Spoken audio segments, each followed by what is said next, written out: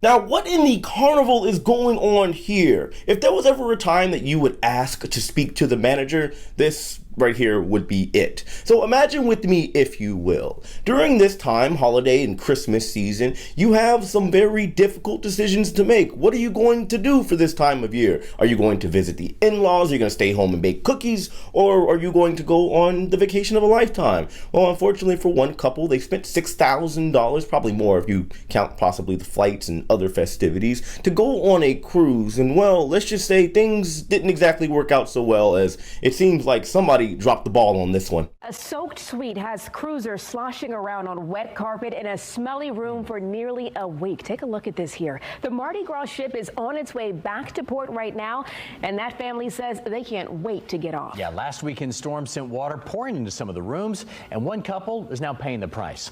Fox 35's Esther Bauer has been helping them get their money back and breaks down the dilemma. The Kula family couldn't wait to leave Port Canaveral and cruise before Christmas. Now they just want it to be over. They're frustrated after being stuck in a wet suite for nearly 7 days. If they can put a roller coaster on a cruise ship, they should be able to seal the doors properly from rain entering. This is what Scott Kula's been dealing with in his suite on board Carnival's Mardi Gras ship. Soaked wet carpet seeping out from under his shoes. A total disaster. We met up with Scott on day 6 of his cruise. He says the floors were wet on day 1. It started out just kind of like a musty, dirty smell. And then it's progressed to just a really like bad mold smell almost. On top of that, loud blowers trying to dry out the floors have been blaring for hours on end. They're still having the blowers in there, 8 to 10 hours a day, just blowing constantly. You can't hear anything. You can't spend any time in the room. And it's just very, very frustrating on our end. Scott says they asked about moving to a new room on day 1, but that didn't happen. The upgraded suite cost him around $6,000, and they even paid to rent this cabana to get away from their room. Just got back in the room. In a statement sent to Fox 35, Carnival apologized for the inconvenience and says, "We had a small number of staterooms on Mardi Gras that were impacted by heavy winds and rain. The ship is full for the holiday season, and we do not have any available staterooms or suites to move guests." Scott is frustrated because he says he just wants a refund for the suite he spent thousands of dollars on. Carnival offered them onboard credit, but with 1 day left on the cruise, I find that very disturbing. we took these concerns to a national cruise travel expert. They should be given a full future cruise credit. Scott and his wife have to spend one more night in the suite before they can stop sloshing around on wet carpet. So let's start from the top and kind of work our way down for this particular conundrum. So this couple was sailing on board the Carnival Mardi Gras cruise ship that is currently sailing out of Port Canaveral, Florida, presumably between the dates of December 16th through December 23rd for a quote-unquote holiday/Christmas cruise. Now, the Carnival Mardi Gras is not a small ship by any means. Launched in 2021, one of my favorite ships, the first in Carnival's XL class series, holds well over 5,000 passengers. This couple decided that they were going to have a nice little getaway, and they were going to book a suite costing in the $6,000 range. And $6,000 obviously is a lot of money just to kind of potentially throw away, depending on how you see it in this particular case. The couple gets on board the ship, and as many of you know, about a week or two ago, there were a lot of storms in the area, and a lot of ships that were sailing out of places like Florida and Texas going over to the Caribbean got hit pretty hard with a lot of storms. Some ships, while they were over in the Caribbean, they decided to stay in place. There were some that decided to just weather the storm and just take it for what it is and deal with the rain and get everybody back as safely as possible. The Carnival Mardi Gras was one of these ships. They decided to just kind of tough it out and deal with it and get all the passengers back over to Port Canaveral. That way there's no delays, because as you could imagine, with the ships operating similar to like airlines, they bring in a batch of people, drop them off, pick up a new batch that same day and head right out, any delays would disturb the next sailing and you could have a potential domino effect. So you can see that there is a very small window should anything go wrong, like for example, rain is so bad that it gets inside of any particular room, soaks up the floor, and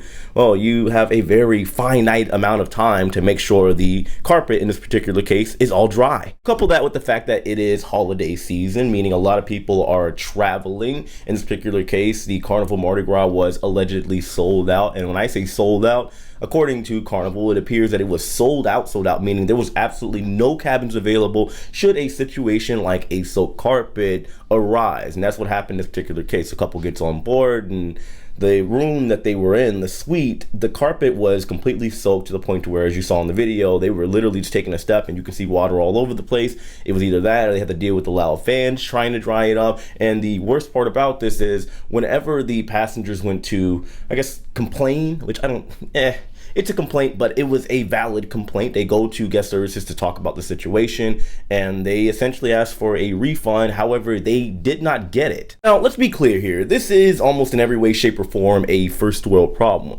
However, $6,000, 6 racks, is a lot of money that I don't think anybody would be willing to just kind of, just whisk it away, right? That's a lot of cheese, bread, guap, moolah that people would probably be angry about should they not get exactly what it is that they paid for, which is understandable. The problem that I see with a lot of the cruise lines, like in this particular case, they tend to think that everything could be solved by giving onboard credit. When there is an issue that comes up on board, somebody has a situation with their room or somebody is displeased with a service, they tend to kind of give out onboard credit. And I do think that a lot of the cruise lines, like in this case, get a little carried away thinking this is going to solve all the problems. And in this case, obviously it isn't. I will say that many of you know I love Carnival. It's one of my favorite lines. I'm on a Carnival ship right now, the Jubilee, their newest ship. But when it comes to Carnival, their PR team and how they organize some things from time to time isn't exactly the greatest option given the circumstances that arise. This couple here made a big deal, and now people are just kind of feeling a little when it comes to Carnival's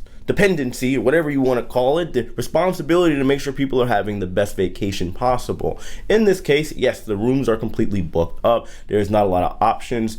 However, they could have called the couple beforehand to kind of let them know about the situation. Maybe there is the potential that one room somewhere somehow is open. There were probably only a few options. However, honesty is always the best formula. You can contact this couple and say, hey, look, here's the situation. Give them a refund or in the form of a future cruise credit and say, hey guys, well, you can sail on this ship. If you want to stay in this room, we will make sure we accommodate to the best of our ability. This is what you're going to have to deal with. However, this room, this sailing, this cruise is on us, and we're going to give you another one on the house, because in the grand scheme of things, it's not really costing them much. As far as the passengers that had to deal with this situation, I would have personally raised a little bit more sand. As somebody that grows up some very humble means myself, I can deal with a lot. I can take a lot. But when it comes to the price that you pay and the experience that you're expecting, and you get done like this, it's a little bit worrisome. I wouldn't be surprised if this couple decides to become loyal to Royal after this.